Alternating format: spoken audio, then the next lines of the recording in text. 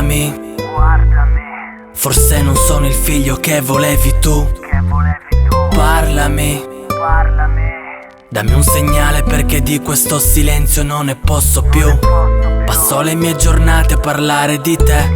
È inevitabile, credimi, inevitabile. Sento il tuo cuore battere dentro di me. Avverto un brivido sfiorando la tua lapide. Quanti ricordi riaffiorano nella mente. Ero un adolescente assente, il classico esempio da non seguire, perché di seguire e studiare non ne volevo proprio sentire.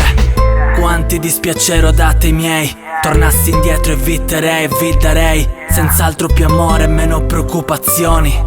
La vita un soffio, ci si sente soli, tagliati fuori. Ora sei libero, libero, libero da ogni forma di dolore. Libero nell'aria.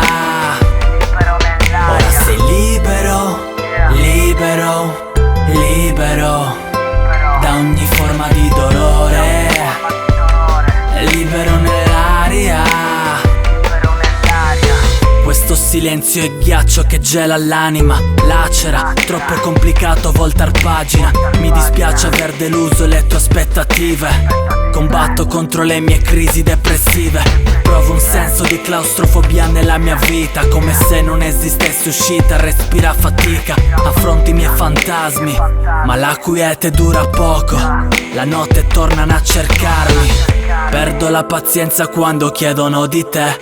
Com'è possibile? Non è possibile. Nessuno sapeva della tua malattia. Mi fate ridere, davvero ridere. Quando stai male le persone si allontanano. Non è paura, è solo perché non ti amano. Chi ti ama sta con te fino alla fine. Medica le tue ferite causate da una corona di spine. Ora sei libero, libero, libero da ogni forma di dolore. Libero nell'aria. Ora sei libero, libero, libero da ogni forma di dolore. Libero nell'aria.